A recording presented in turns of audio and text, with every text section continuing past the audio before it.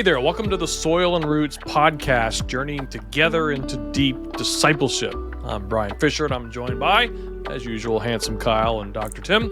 And this is episode 107. We're going to Greenhouse, my conversation last episode with the incomparable Matt Davis. What a great episode. A few things before we get started today. If you'd like to follow us online, we're all over social media in different capacities.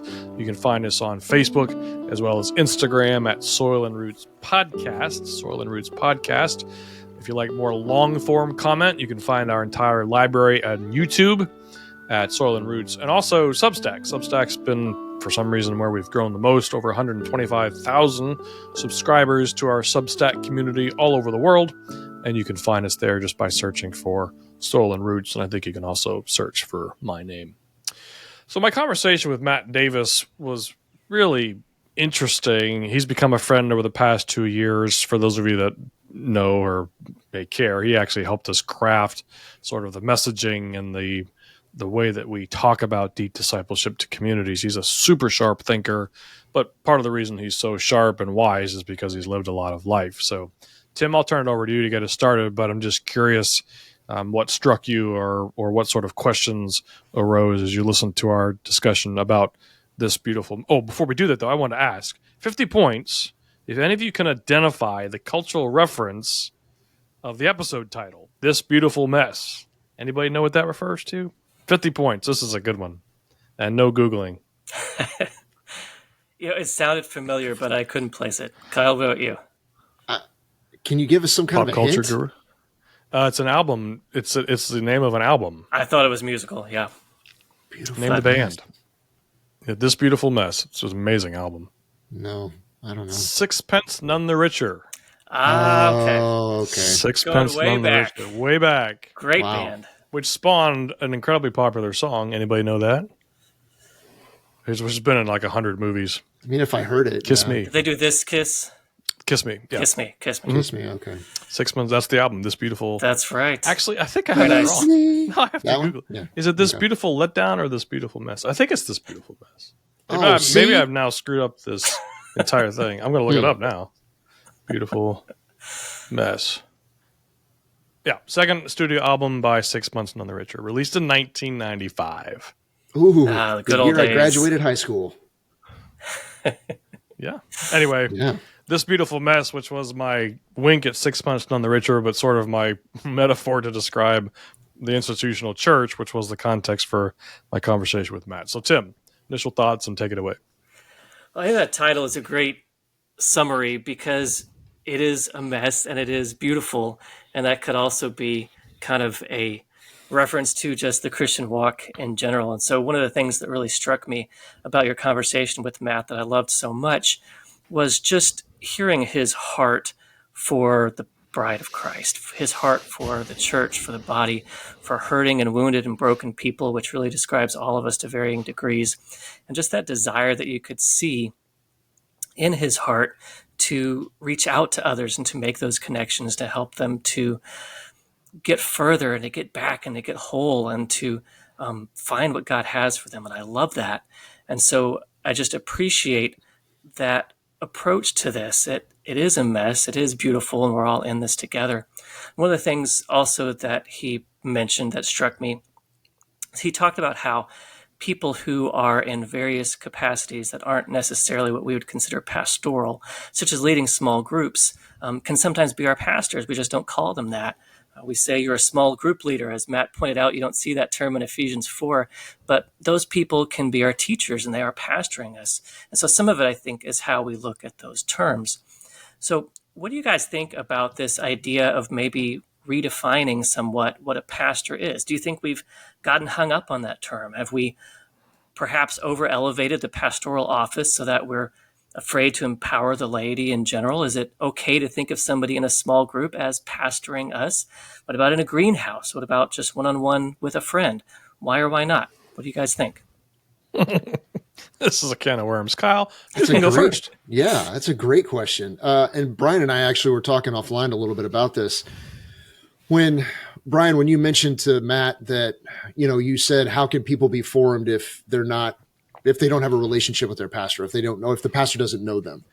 My situation growing up in church was I never expected to know the pastor. I never had any kind of interaction with him. I never even thought that that was a thing. It was just, oh, okay, he's the figurehead. He's the one that's preaching. He's the one that's the most knowledgeable. He's gone to seminary. He's the expert. So he's telling us, and then we take it and do whatever we're supposed to do with it. But yeah, I mean, I love the fact that Matt mentioned about small group leaders being the pastors. And I mean, we're cultivating this greenhouse model, which is, the word pastor, I think, does have a lot of good and bad connotations to it. When I hear it, I think, oh, they're the most knowledgeable. They're the ones that they know the Bible in and out, and they can quote scripture just like that, and they can apply it to different areas.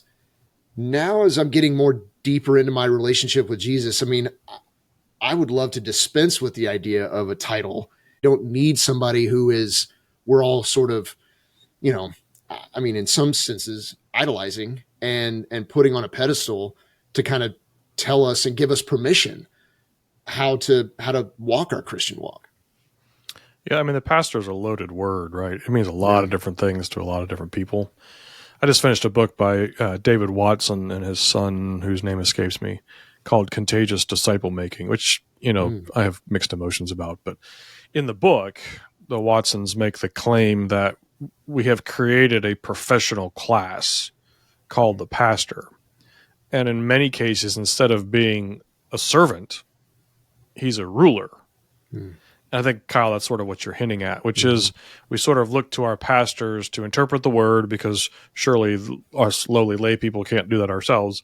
And we look at our pastor to sort of dictate our spiritual rhythms and make the rules about, how we're supposed to live our lives. In some cases, as a classification of job title, obviously, at least in my life, some of the pastors that I've known are some of the most genuine, humble, servant-oriented people I've ever met. They're extraordinary men. But in my life, I've also interacted with pastors who are absolute jerks, who are people that can articulate the word really well on Sunday morning, but who I'd want nothing to do with otherwise because they're just corrosive, narcissistic, bullying personalities.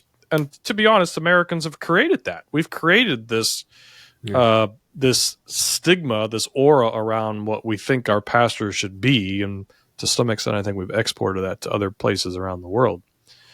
You'd be hard pressed if we interpret pastor as being shepherd, if that's really the closest biblical term that we should be associating with that, then we'd have to say, does the image of the modern Western pastor look a whole lot like Jesus as the model for the shepherd? I think in some cases it absolutely does. I think in some cases it absolutely does not. Yeah, that's good. Well, then we have pastors who are experiencing the kind of burnout or the kind of stress and pressures that you and Matt were talking about. Kind of connected to that, you and Matt talked about on-ramps versus off-ramps.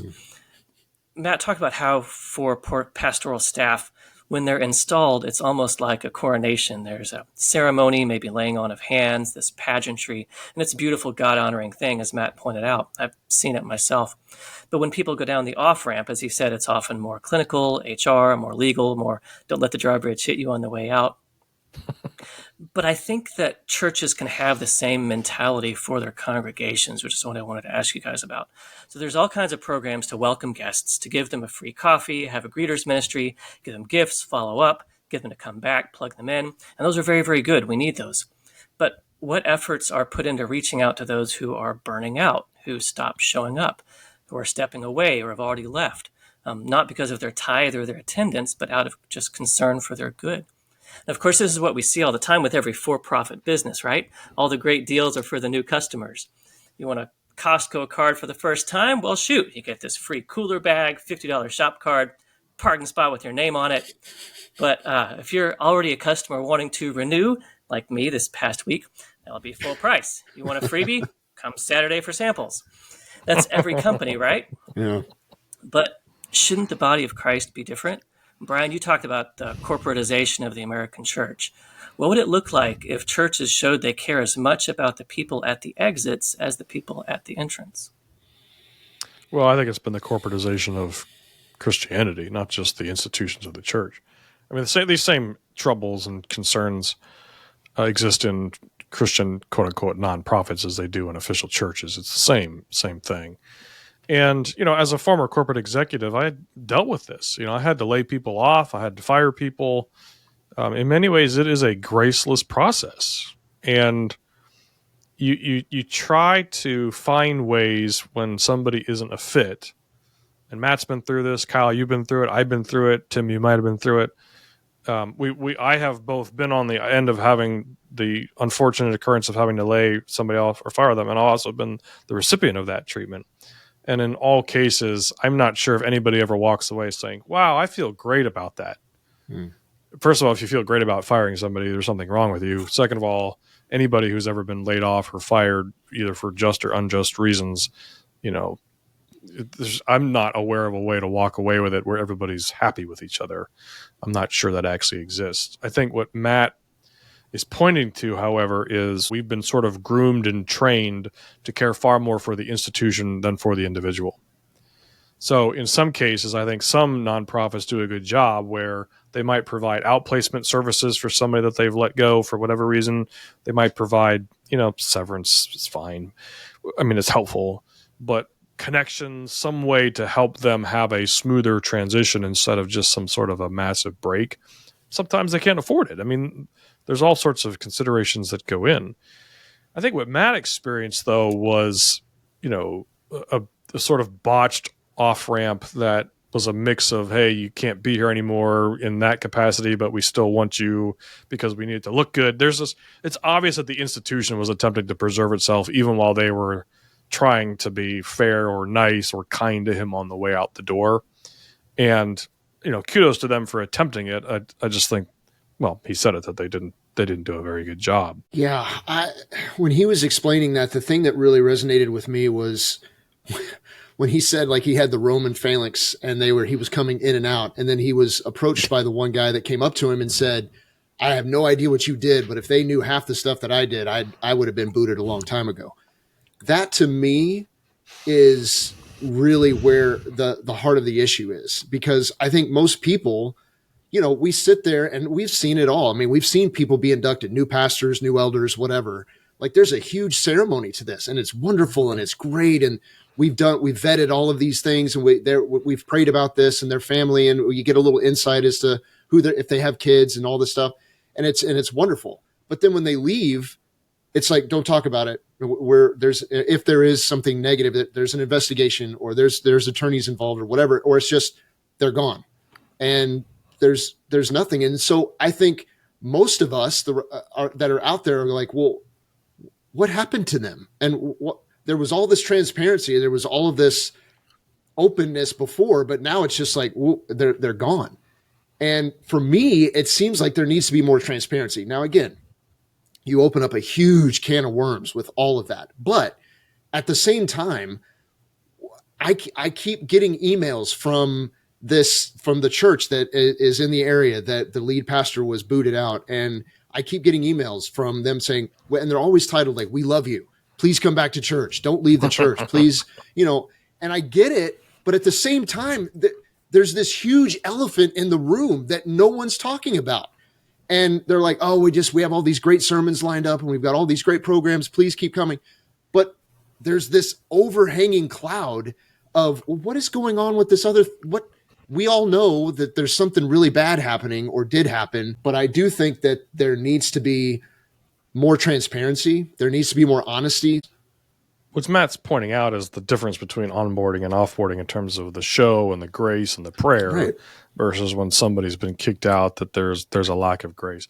Look, I'm just telling you as a former manager of different organizations, it never looks good to the people left behind based what you say and what you don't. The issue is that there's somebody that has been part of the family is now gone. Oftentimes it's abrupt if there's been some sort of infraction.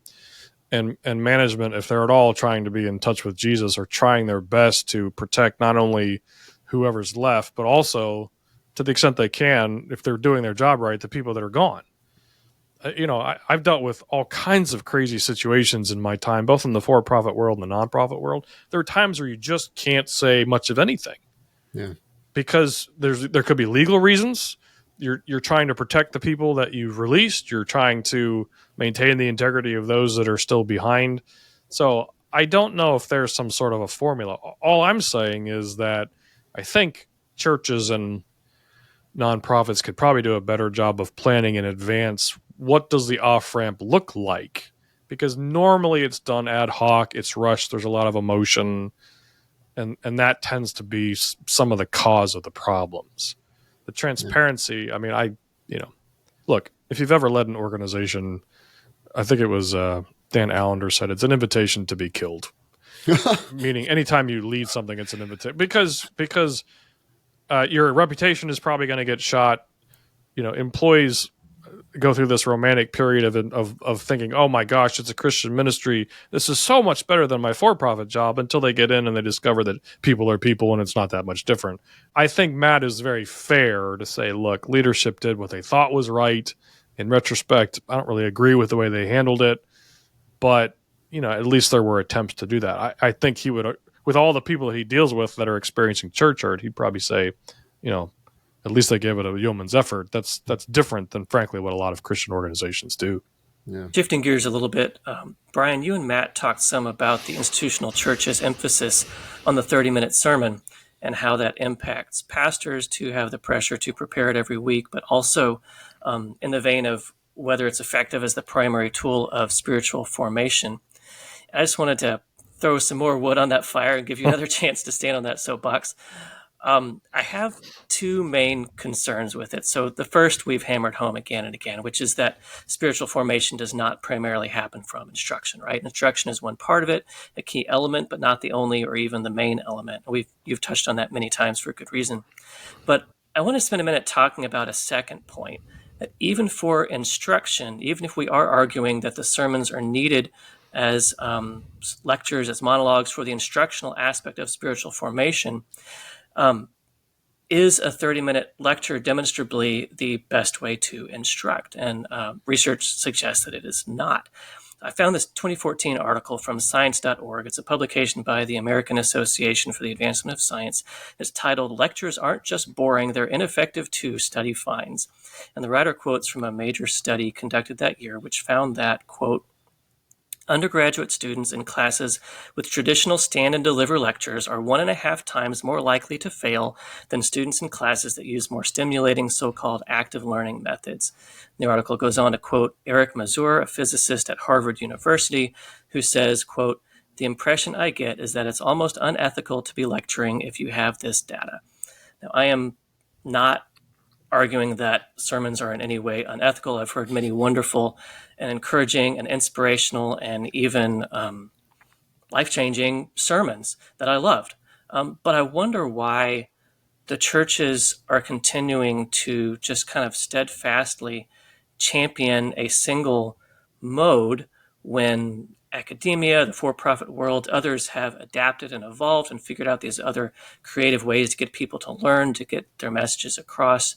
And it seems like the church is a little bit more steadfastly traditional in that sense. So I want to hear your thoughts on, are there pastors who are breaking out of that mold? Is there creative approaches that are being done, and why or why not? Why are we sticking to that traditional mode? Well, so I don't want to take flack for this. I constantly talk about the Sunday morning or the weekend sermon in a way I'm trying to rattle our cages a little bit. It's not that I don't think a sermon is unimportant. What I'm saying is it may have been far more important 200 years ago than what it is today. In terms of not only its formative capacity, but also just its sort of relevance. Again, we have access to, I would imagine, a few million sermons on our phones at any time from anywhere in the world. So we do not lack for biblical teaching. But what I'm concerned about is that, at least in the West, in the Protestant tradition, there is an obscene amount of time, energy, and money and focus spent on directing everything towards the professional pastor's sermon. And it creates the assumption that that is the most formative thing of the week. I don't think it is. I think it can be in some circumstances. But the irony to me is that I don't know if I've ever heard a pastor not at least once joke from the pulpit that they know that people don't remember their sermons. And yet, for the most part, they're paid, and their time is spent preparing the sermons. And of course, it's driven from the biblical mandate to preach the word, but I'm not even sure the way we interpret that today is the way that that is used in Scripture, and frankly, the way that it's modeled in Scripture. So you have this combination of post-Enlightenment thinking that we're only formed through intellectual information, which I think defrauds the human person of the complexity and beauty of how we're wired. But also you have this extraordinary emphasis on a pastor basically having to show up and do something great every week, and they spend 20, 30, 40 hours a week prepping this monologue. So you have that dynamic. Now, again, I get emails like, well, don't you think we should be preaching, and that's heretical. I'm like, look, I'm just saying, if you want your daughter to go be a great gymnast and you want her to be formed as a gymnast, she's not going to be formed by attending a lecture once a week. That's just not how the human heart works. In terms of the format, so we have the one issue is, are we really formed more like Jesus primarily through a weekend monologue? And I'm arguing I think it's a component. I don't think it's nearly as much of a component as what we function from. Because it's not that way in any other sort of human formative experience.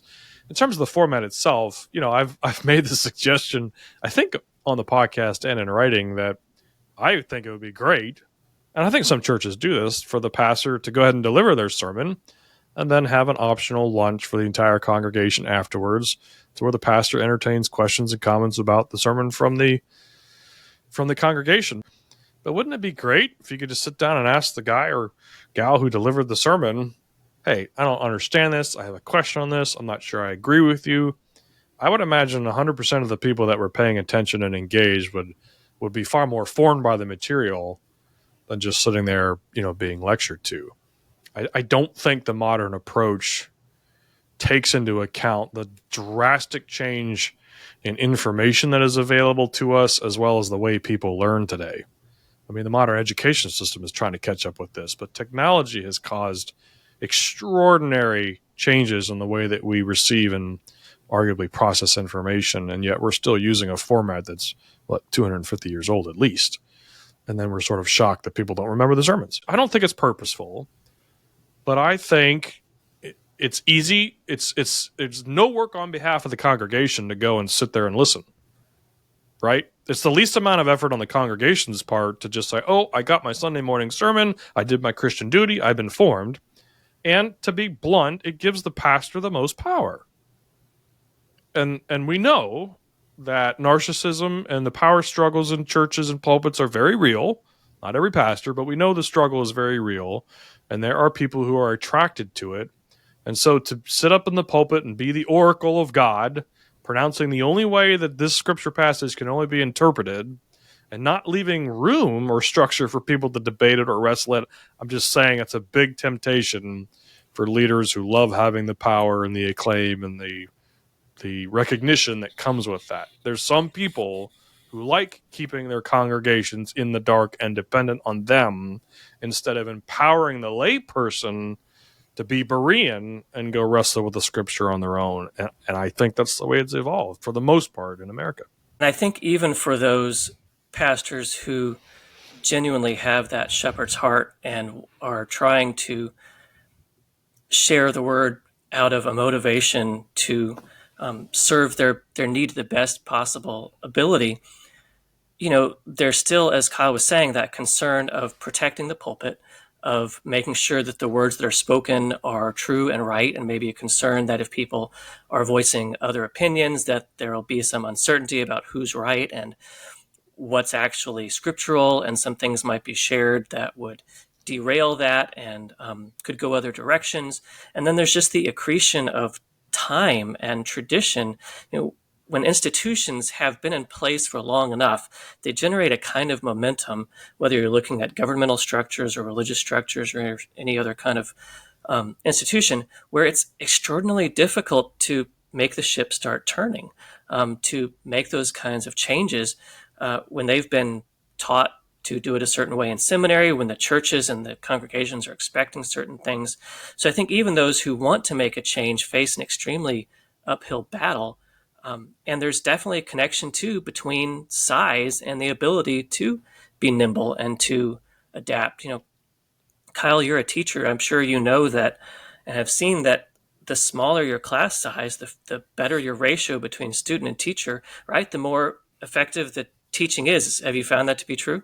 Oh, absolutely. And yeah, I mean, through the course of 20 years of teaching, I've realized that I need to say a lot less and let them wrestle with things a lot more. And I've found that because I tend to slip into the monologue role and be like, well, I need to make sure that they get all of this. I need to make sure they hear all of this. I need to introduce this material, and I want to make sure that they are exposed to it. But then at the same time, I've noticed that when I take a back seat to that and I introduce concepts and let them wrestle with them, yes, it does get messy. Sometimes they do go off on these crazy tangents, and I'll bring them back and I'll say, oh, okay, well, let's focus on this. Let's do this. But they're getting the privilege and the joy of being able to wrestle with that. And as we're talking, I think there needs to be more responsibility on us as the people that are sitting in the congregation to go out and find this stuff. Because I've heard many pastors say, look, you're not going to be formed from my monologue here. I mean, I'm going to tell you this, but it's your job to really go and live this out. I mean, it's not good enough once a week just to be here and tick a box. I've heard that. But most people are like, oh, well, yeah, okay, but I'm way too busy for that. That, I think, is where this resurgence of deeper discipleship is going to happen, because we have to make the effort and we have to make the time to dig into it. And if it's important to us, then we'll do that. I totally agree. All I'm saying is I think there are some power forces in play here that we have to recognize. Sure. Yeah. One is that if the expectation is that the pastor is the only one who knows the Bible, and we come and he's going to feed us, right? We say, oh, I'm going to church to get fed. That's the nomenclature we use. Mm-hmm. Then it creates a power force on the congregation to not be incentivized to wrestle or ask questions, because you're a baby dependent on the mom for the food, and you go about your business. And I'm just saying, from a pastoral standpoint, they're not there to empower, they're there to teach. And there's a difference between those two things. And I think what Matt was saying in relation to his friend was that there are some amazing pastors who don't want to succumb to the draw and the idolization, because there is this pressure to always be on with the Sunday morning sermon, but they know that it's not empowering or forming their congregations, but they're stuck in a structure that, to Tim's point, is like the Titanic trying to move. So I think those two forces play a real role in why we have sort of this very top-down professional Christian sort of approach.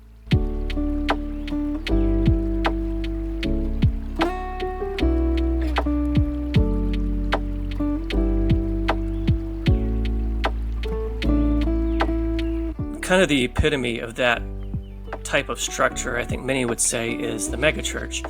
So before I pivot and talk more about comfort and community and some of the other things you and Matt talked about, I dug into some research done by the Hartford Institute for Religious Research, Lifeway Research, Gallup, Pew Research Center, and the Barna Group. And according to their studies, I have some numbers to share with you guys here. 34 million Christians go to churches that would be considered small, with membership from 1 up to 499. So 34 million, about 500 members and down.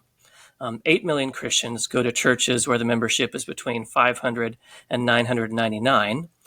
13.7 million Christians are at churches with 1,000 plus members. And this is going to include the super mega churches like Lakewood in Houston, which has a self-reported average weekly attendance over 43,000 people, with 386 paid staff and a budget over $90 million per year. So to break that down a little more, out of 56 million churchgoers total, almost 22 million are in churches over 500 plus membership, or almost 40% of churchgoers are in a church with 500 or more members. Almost 14 million of those are in churches with more than 1,000 members. So, Brian, you brought up Tim Keller's comments that it's helpful to have all different kinds of churches, including mega churches. But I found a Facebook post that Keller wrote in April 2022 explaining why the megachurch that he founded, Redeemer Presbyterian Church in New York City, was actually split into 3 congregations when he retired in 2017. So Keller writes, quote, "Megachurches have some design deficits. In general, they are poor places for formation and pastoral care due to their size. In our current cultural moment, that is a deadly problem because Christians are being more formed by social media than local Christian community. We need thick communities, and the size of our churches factor into that. Cities and regions can benefit from the unique resources of a megachurch, e.g., counseling centers and seminaries, but in general, the area and the Christians will benefit more from 10 churches of 400 scattered throughout the city rather than one church of 4,000 in the middle of it. What are y'all's thoughts on that? It's actually a little bit different than the comment I heard him. I think I heard him on a podcast with Carrie Newhoff just like maybe 6 months or a year before he passed away. And they were talking about the mega churches. And he said, I'm repeating myself, but that every large community could benefit from churches of all sizes. So he was, I don't know where he stood on home churches, but small churches, mid-sized churches, large churches, mega churches. I have spent most of my adult life in megachurches. This is what's a little bit ironic for me. And I've just come to the conclusion over the past 2 or 3 years, I don't think they're necessary at all. And I question whether or not they're actually more harmful than good. Not because they can't raise money and give to missions and do all that stuff, but to be honest, that those things can all be collected and given in other ways. It's because of the ideas that undergird the mega church. So if Keller is expressing that formation is unlikely to happen in a mega church, and yet we've been exploring for the last 2.5 years that the point of the Christian life is spiritual formation, then what's the point of a mega church? And then the answer is to be entertained, primarily. To go and see the show, to go and experience a worship band, to go and see the smokes and the lights, and to be, ordained by an amazing sermon that's going to prick our ears and challenge us and not have any meaningful relationships with anybody. Or if we do, certainly not with a church leader. I find it to be fairly counter what I think is going on in the New Testament. And look, I'm not sure there's a lot of people that share my view, but from my standpoint, if the mega churches were to disband and much smaller groups that were far more relational and experiential were developed with the intention of becoming more like Jesus, I think those populations would be transformed. Not that nothing good is happening. This is where it's not a total A-B split situation. I think God moves through all kinds of our beautiful messes. I think God moves through nominal Christianity. I think God moves through all different kinds of churches. And there's no question that ministry is happening in megachurches. It is. No question. What I'm saying is if the point of discipleship is to become more like Jesus, and one of the heads of the largest megachurches in the country is saying, yeah, formation doesn't really happen here, you got to deal with that honestly.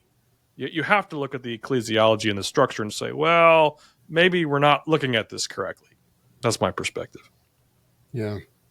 I also think I'm drawn back on my own experience and my own wounds, story, and stuff that I was struggling with. And for me, it was easy to blend in to a mega church, to a big church. I didn't really have to be challenged. Nobody would know me. And that was great because I had such a disdain for myself. I didn't want to put myself out there. And I think a lot of people, I can understand why there's not much spiritual formation happening in a megachurch because it's so easy just to get lost and to be in there and to go and sit and leave and nobody knows who you are. I mean, I've been attending the same church for, 15 years. And there are people that come up to me that have no idea who I am. And I'm not surprised by that, but there's a part of me that's like, do I even matter here? And again, that's not the church's fault. I'm not blaming them at all. These are things I'm wrestling with. I would. You would blame the church for that? I absolutely blame the structure. Look, Justin and I went to a mega church and they were like, hey, small groups, everybody get into small groups. This is where discipleship, they said that from the pulpit. Mm-hmm. This is where discipleship happens. Again, they acknowledge it's not happening on Sunday mornings. Discipleship happens in the small groups. Okay, so we started a small group under the auspices of the church. Mm-hmm. And, you meet people, strangers come in from different places. Because the church itself was so focused on the Sunday morning event, there was no expectation of anybody that came to our small group that that's where you were to be vulnerable and be discipled. And it came, one couple's like, oh, it's date night, we're not coming. And the next week, oh, I have a cough. And then somebody, well, I just forgot. Like, and by the way, most of the small groups had that experience because the church institution set zero expectations of what was supposed to happen in terms of the relationships that were to develop in those small groups. So it absolutely is part of the fault of the institution that these relationships aren't being developed. Again, I think there's a couple reasons for that. Sometimes it's because the church doesn't want those relationships being developed. Not always, but sometimes that's what's going on because of the power structures.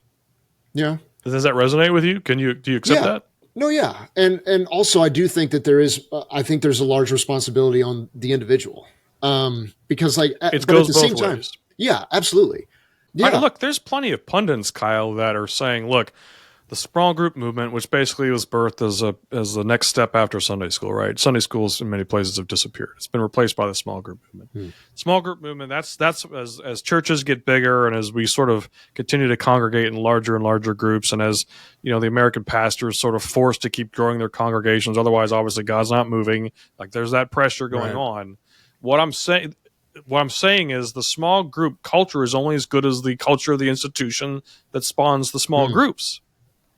If the church leadership and institutionalism doesn't promote and foster spiritual formation, the importance of relationships, the 5 key elements: time, habit, community, intimacy, instruction, from the pulpit, from church leadership, from the Sunday morning service on down, then they shouldn't expect the small groups to embody those things just because they say that's what's supposed to happen there.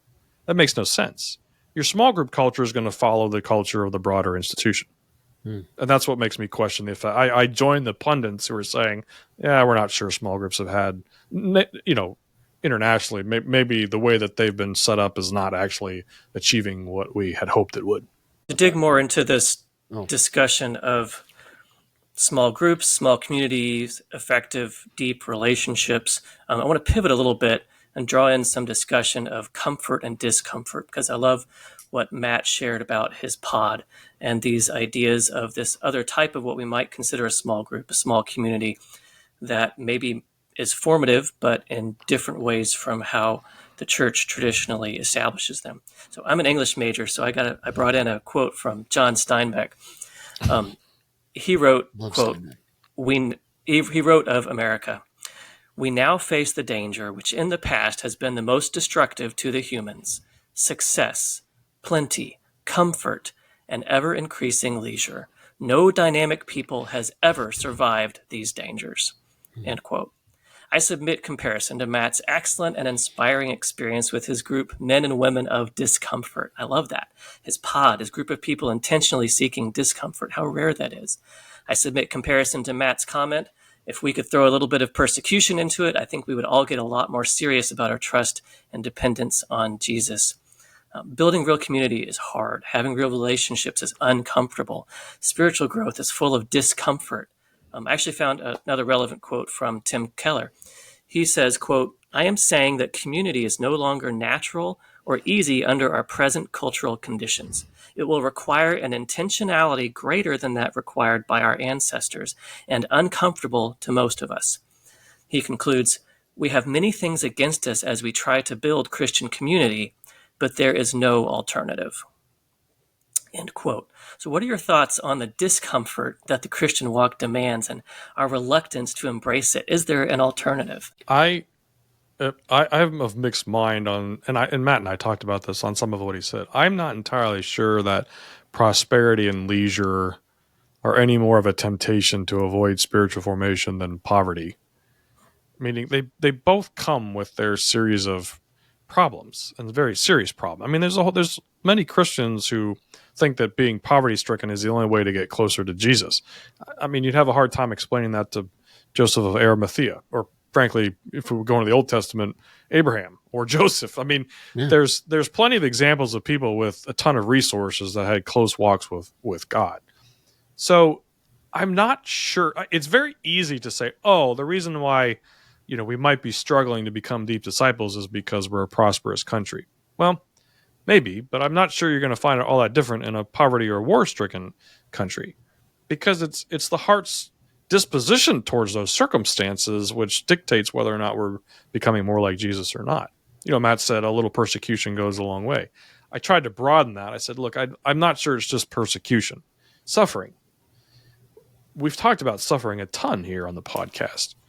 What role does, whether it's persecution or illness or the death of somebody or job loss or betrayal or abandonment, what role does any sort of suffering play in the life of the deep disciple? And what I'm saying is, whether you're poverty-stricken or rich, we're still going to do everything we can to avoid suffering.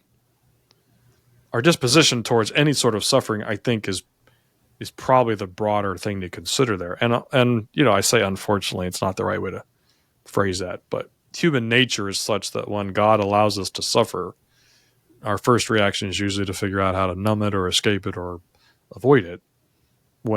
If we are going to live more and more of the life of Christ, we should expect that suffering and not like it. We're not masochists, but also be of the mindset that suffering is maybe the most formative thing in a person's life if we allow God to meet us there and walk with us through it, versus becoming angry or embittered or, giving the old bird to those that are causing us to suffer. Yeah. I think that when Matt said persecution, I immediately thought about tension. I immediately thought about suffering, like you said, Brian. And that, to me, that's where the real, to bring up a very tired old phrase, where the rubber meets the road. I mean, that for me, like when I have conversations with people that can be real and they're talking about how they're struggling with God or how they're struggling with this or they're wrestling with this or whatever, that I can resonate and I can relate to somebody like that, as opposed to somebody that's like, well, it's all good. Everything's great. I think there's that expectation as believers that we have to think, or we have to say or project this image that everything is fine. Everything is not fine. That's the thing that I want to embrace with people, to have the freedom to be able to talk about that kind of stuff. It's right there in Job. I mean, Job was just completely decimated with everything. And he wasn't like, oh, everything's great. Now, he did say, my Redeemer lives. But right before that, he said, God, it feels like you're just, every time I take a breath, you're pushing me down. Every time I feel like I get some stability on something, what's going on? But at the same, like you said, Brian, at the same time, he's like, I know God's in this, but I'm still struggling. I'm still wrestling. I don't understand this. That for me is, I'm speaking personally, I've come closer to Jesus because of the struggles, because of the darkness, because of the immense pain that I have felt. He has drawn me closer to himself in those moments. And that is where I think most Christian formation is going to happen, when we're able to express that with other people and to see God in that. Then it's like, oh my gosh, I don't have to worry. I don't have to be afraid, because I know in the pit of my darkness, God's going to be there with me. That was a beautiful analogy that Matt said about the guy in the hole. I mean, I'm like, oh my gosh, that's so amazing. That's so wonderful that somebody will come down in there. And what's our immediate response? Wait a minute. You're not taking me out of here. Why in the world did you do this? That was dumb. And he's like, oh, no. I've been here and I know how to get out, and I'm going to help you. I mean, that takes time. It takes effort. It takes energy, and it takes sacrifice. And community. I think it was Kurt Thompson who said, suffering alone is hell, but suffering with others who enter it with you is transformative. Those are two, big polar opposites. All right, Tim, I'm curious how you would answer your own question. Yeah. Well, for me, this idea of discomfort and suffering, community is, of course, incredibly helpful, but also sometimes when you're going through those things, you want to push that away. The last thing you want is to be vulnerable and raw with someone, but that's what's required. For me, too, it comes back frequently to purpose and understanding and perspective, and that really connects to identity as well. So, let's say that I need to walk across hot coals to save one of my kids from a bear. Well, no problem. Bring on the hot coals. But if I'm just going for a stroll in the woods and suddenly there's a bunch of hot coals I got to walk over, well, now I don't see a purpose to the suffering. Now I'm angry. Now I'm depressed. Now I'm shaking my fist at God. And so often I think our approach to suffering is determined by our perspective on the purpose behind it, on whether we see some end cause and whether we see growth and whether we see a goal. Now, sometimes, of course, suffering doesn't have a point. Sometimes it doesn't have a purpose. And I'm not suggesting that every time something bad happens in your life, it's a trial that God has brought to you to teach a lesson. I don't believe that at all. In fact, I think just the opposite is often the case.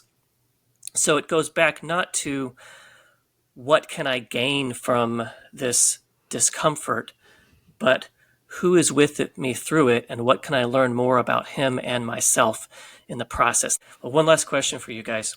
So I want to return for a second to that image of being down in the hole and jumping in. I love that story too. That really hit me hard. And I really like that he stressed that part of this is just being with them, suffering with them, sharing their burdens, and so fulfilling the law of Christ. I think too often when we see somebody in the hole, even if we don't just walk by, we want to jump straight to the fixing it step to solve the problem. At least I always do. Whenever I see somebody who has an issue, I want to just say, here's what you do. Here's how you fix it. Here's steps 1, 2, and 3. Has your wife ever said that to you? I'm just curious. Why are you trying to fix it? I just want you to listen to me. Yeah, hopefully after 20 years, I've learned a little bit. I'm still getting there. But, I think it's vital sometimes that we release that I have to fix this mentality that you're talking about and that Matt was mentioning when we deal with those who are suffering, and first just show them that we're comfortable being in that hole with them, even if it's uncomfortable. What do you guys think? Well, Christianity Today reached out to me, I don't know, a month or so ago and asked me to be a judge. Every year they have a book contest. New books come out and they're ranked and rated and they're given awards for being great works in their category. So they asked me to be a judge in the spiritual formation area. And so I jumped at it because it's 4 free books. I mean, books is my addiction of choice. So I'm like, holy cow, 4 free books. And they said, yeah, we're going to pay you. I said, oh, that's the first 2. I said, how much? I said, $50. Sorry, I got a $50 gift card and 4 free books. It seemed like a good deal. But one of the books is actually called Waiting Isn't a Waste. Waiting Isn't a Waste. And it makes a really compelling case. It is so countercultural, both in normal culture and in our church culture, maybe more so in our church culture. But it makes a really compelling case that when God slows us down and isn't answering our prayers or has us in a wilderness experience, that there is a blessedness and a purpose to that. And so I liken that to your question and your story. Sometimes the best thing we can do is wait with somebody and not attempt to fix them and not attempt to solve their problem and not attempt to address whatever the condition is, because that's God's means of drawing us closer. You think Abraham waited 25 years between when God promised him Isaac and when Isaac was born. Moses was sitting around in the wilderness shepherding sheep for 40 years, getting his call together and getting his life together after all the craziness that happened. And David, we don't like thinking in terms of, David, 15 years between, I think it was 15 years between when he was coronated and became king. So, man, when we talk in terms of days of waiting, minutes of waiting, it's like, what? I have to wait 5 minutes for my groceries? Why this internet site timed out? I have to wait. And here, biblically speaking, waiting is sometimes measured in decades. And that's good. And downtime is good. And rest is good. And the ambiguity and sometimes the confusion is sometimes good. Sometimes what we need is not the answer or the resolution to the waiting. We need somebody to come in and wait with us. Great discussion today, guys. Thanks again, Tim, for putting some time in it. It's so funny because when either Kyle or I lead the discussion of the Greenhouse episode, neither of us come with quotes from Steinbeck or research from Pew or Barna. We spend like 30 seconds reviewing the episode, writing some quick notes, and here you come in with a doctoral outline every time. It's fantastic. So so thanks for actually putting time into this, unlike Kyle. I wonder if our audience knew of all the antics and jokes and sarcasm that happens when we're not pushing record, if they'd still watch and listen to the podcast. Oh, I'm sure. Anyway, we are glad that you're with us. We are probably goofier and a little bit off center more than what we appear when we're on the podcast, but we trust that, frankly, you're the same. So we're glad that you're with us in this journey into deep discipleship. As always, if you have questions on soil and roots and you keep hearing this term greenhouses, the website is chock full of information. So just go to soilandroots.org. Soil and Roots is a 501c3 Christian nonprofit. We are supported by you. So thanks for those of you that donate. If you'd like to continue help us our work, teaching and modeling deep discipleship in different parts around the country and hopefully the world, you can give safely and securely at soilandroots.org. And if you have a comment, question, I've already given you all of our social media sites, but as always, you can just reach out to us at fish@soilandroots.org. This podcast is produced in-house at Soil and Roots, primarily by Zach Fisher, and he also provides the music. If you like lo-fi, you can check him out at Fish U over on Spotify. Thanks so much, and we'll see you next time.